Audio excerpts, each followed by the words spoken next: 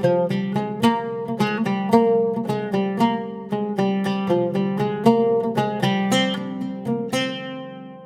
இன்னைக்கு இஞ்சி ஊறுகாய் எப்படி செய்யறதுன்னு தான் பார்க்க போகிறோம்.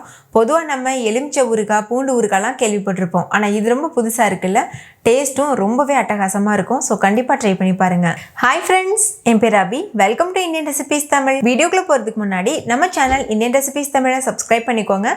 கூடவே இருக்க பெல் சிம்லையும் கிளிக் பண்ணிக்கோங்க.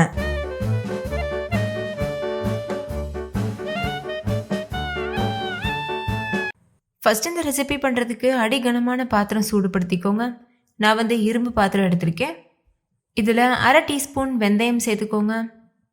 வெந்தயம் அதிகம் சேர்த்தோன்னா கசப்பு வந்துடும். அரை டீஸ்பூன் போதும். 1 டீஸ்பூன் அளவுக்கு கடுகு சேர்த்துக்கோங்க. சேர்த்துட்டு லோ ஃப்ளேமில் வச்சு இது நல்லா வறுத்துக்கோங்க. கடுகு நல்லா படப்படன்னு பொரிய ஆரம்பிக்கும்ல, அந்த ஸ்டேஜில் நம்ம ஸ்டவ் ஆஃப் பண்ணிடணும். ஸ்டவ் ஆஃப் பண்ணிவிட்டு முழுமையாக ஆற வச்சிடணும். இப்போ பாருங்கள், கடுகு வெடிக்க ஆரம்பிச்சிருச்சு. இப்போ ஸ்டவ் ஆஃப் பண்ணிவிட்டு இது நல்லா ஆற வச்சுக்கலாம். ஆறினதுக்கப்புறமா ஒரு மிக்சி ஜாரில் போட்டு வச்சுருங்க. இப்போ அதே கடாயில் 100 ml அளவுக்கு நல்லெண்ணெய் சேர்த்துக்கோங்க. இது கூடவே தோல் சீவிட்டு பொடியாக கட் பண்ணினா இஞ்சி சேர்த்துக்கோங்க. நான் 1/4 கிலோ அளவுக்கு இஞ்சி எடுத்திருக்கேன். கப் அளவில் சொல்லணுன்னா 1 கப் அளவுக்கு இருக்கும். நீங்கள் எந்த கப்பில் இஞ்சியை கட் பண்ணி அளந்து எடுக்கிறீங்களோ அதே கப்பில் மற்ற எல்லா இன்க்ரீடியண்ட்டும் எடுத்துக்கோங்க. அப்போ உங்களுக்கு அளவுகள் மாறாமல் வரும். இப்போ லோ ஃப்ளேமில் வச்சு இஞ்சியோட கலர் சேஞ்ச் ஆகிறது வரைக்கும் வறுத்துக்கோங்க. அதே கப்பில் டைட்டாக மெஷர் பண்ணி அரை கப் அளவுக்கு புளி சேர்த்துக்கோங்க. புளியில் இருக்கக்கூடிய தோல், அதுக்கப்புறம் நாரெல்லாம் இருக்கும்ல, அதெல்லாம் ரிமூவ் பண்ணிவிட்டு எடுத்துக்கோங்க. நல்லா சுத்தம் பண்ணிட்டு தான் புளியை சேர்க்கணும். சேர்த்துட்டு லோ ஃப்ளேமில் வச்சு இது முழுமையாக வதங்குற வரைக்கும் வெயிட் பண்ணுங்கள். இடையிடையில இது போல் கலந்துகிட்டே இருக்கணும். இப்போ பாருங்கள், இஞ்சியோட கலர் முழுமையாக சேஞ்ச் ஆகியிருக்கு. புளியும் நல்லா சாஃப்ட் ஆகியிருக்கு. இந்த ஸ்டேஜில் ஸ்டவ் ஆஃப் பண்ணிவிட்டு முழுமையாக ஆற வச்சுருங்க. இன்னொரு பக்கம் நம்ம வறுத்து ஆற வச்சுருந்த கடுகு வெந்தயம் இருக்குல்ல, அதையும் அரைச்சிட்டு வந்தாச்சு. இதோட கன்சிஸ்டன்சி பாருங்கள், இந்த அளவுக்கு இருக்குது. இப்போ இதே ஜாரில் இது கூடவே நம்ம ஏற்கனவே வறுத்து ஆற வச்சுருக்கிற இஞ்சி புளி ரெண்டையும் சேர்த்துடணும். எண்ணெயிலேருந்து தனியாக எடுத்து சேர்த்துக்கோங்க, எண்ணெயோடு சேர்க்கக்கூடாது. இப்போ தேவையான அளவு தண்ணி சேர்த்து ஃபைன் பேஸ்ட்டாக அரைச்சி எடுத்துக்கோங்க. தண்ணி தேவைப்படலைன்னா பரவாயில்ல. அரைச்சதுக்கப்புறமா அதே கடாயில் இன்னொரு 50 ml அளவுக்கு நல்லெண்ணெய் சேர்த்துக்கோங்க. எண்ணெய் சூடானதும் 1 டீஸ்பூன் கடுகு சேர்த்துக்கோங்க. கடுகு நல்லா பொரியட்டும். எந்த அளவுக்கு எண்ணெய் சேர்த்து பண்ணுறீங்களோ அந்தளவுக்கு இந்த ஊறுகாய் கெட்டு போகாமல் இருக்கும். அதே மாதிரி இந்த ஊறுகாய்க்கு கண்டிப்பாக நீங்கள் நல்லெண்ணெய் தான் யூஸ் பண்ணணும். இப்போ இது கூட ஒரு கொத்து கருவேப்பிலை சேர்த்துக்கோங்க. கருவேப்பிலை நல்லா பொரிஞ்சதுக்கப்புறமா 1 டீஸ்பூன் அளவுக்கு பெருங்காயத்தூள் சேர்த்துட்டு இது நல்லா மிக்ஸ் பண்ணிடுங்க. அடுத்து இது கூட அரை கப் அளவுக்கு மிளகாத்தூள் சேர்த்துக்கோங்க.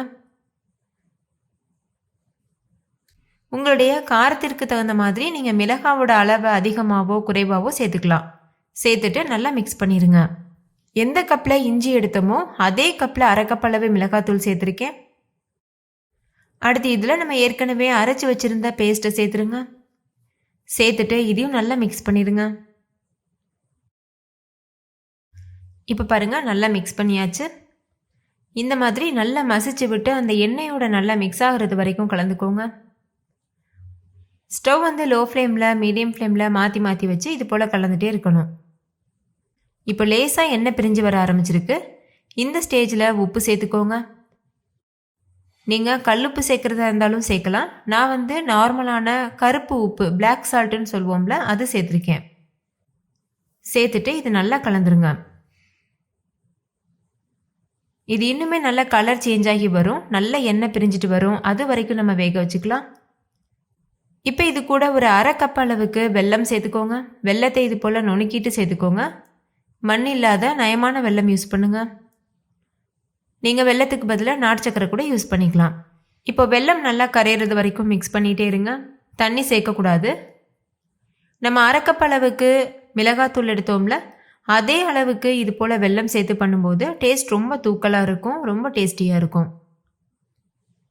இப்போ பாருங்கள், மேலே நல்ல எண்ணெய் மிதக்குதில்ல, இது கரெக்டான கன்சிஸ்டன்சி. இந்த ஸ்டேஜில் நம்ம ஸ்டவ் ஆஃப் பண்ணிவிட்டு முழுமையாக ஆற வச்சுட்டு ஒரு கண்ணாடி பாட்டிலில் போட்டு ஸ்டோர் பண்ணி வச்சுக்கலாம். நீங்கள் வெளியில் வச்சிங்கன்னா 2 மாதத்துலேருந்து 3 மாதம் வரைக்கும் அப்படியே நல்லா இருக்கும். ஃப்ரிட்ஜில் வச்சிங்கன்னா 6 மாதம் வரைக்கும் கூட வச்சு சாப்பிட்லாம், கெட்டு போகாமல் இருக்கும். ஊறுகாய் பொறுத்த வரைக்கும் முழுமையாக ஆறுனதுக்கு அப்புறம் தான் நம்ம ஸ்டோர் பண்ணி வைக்கணும், இல்லைன்னா அது நீர்த்து போயிடும், கெட்டு போயிடும்.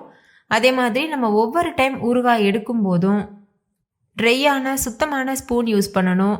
நம்ம ஸ்டோர் பண்ணி வைக்கிற ஜாடியும் நல்லா ட்ரையாக இருக்கணும், கொஞ்சம் கூட தண்ணி இல்லாமல் இருக்கணும். அவ்வளோதான், டேஸ்டியான இஞ்சி ஊறுகாய் சூப்பராக தயாராகிருச்சு. நீங்களும் கண்டிப்பாக ட்ரை பண்ணி பாருங்கள். வீட்டில் இருக்க எல்லோரும் ரொம்ப என்ஜாய் பண்ணி சாப்பிடுவாங்க. இது இஞ்சி ஊறுகான்றதுனால அஜீரணத்துக்குலாம் ரொம்ப ரொம்ப நல்லது. இது தயிர் சாதத்துக்கு கூட, அதுக்கப்புறமா ரசம் சாதம், இந்த மாதிரி மைல்டான சாதம் கூட வச்சு சாப்பிட்றதுக்கும் நல்லாயிருக்கும். இட்லி தோசை கூடவும் வச்சு சாப்பிடலாம், ஈவன் சப்பாத்தி கூடவும் பக்காவாக இருக்கும். ஸோ கண்டிப்பாக ட்ரை பண்ணி பாருங்கள். ஓகே ஃப்ரெண்ட்ஸ், இந்த ஊறுகாய் உங்களுக்கு ரொம்ப பிடிச்சிருந்துச்சுல? பிடிச்சிருந்தா லைக் பண்ணுங்கள், உங்கள் ஃப்ரெண்ட்ஸ் கூடவும் ஷேர் பண்ணுங்கள். தேங்க்யூ, பாய்.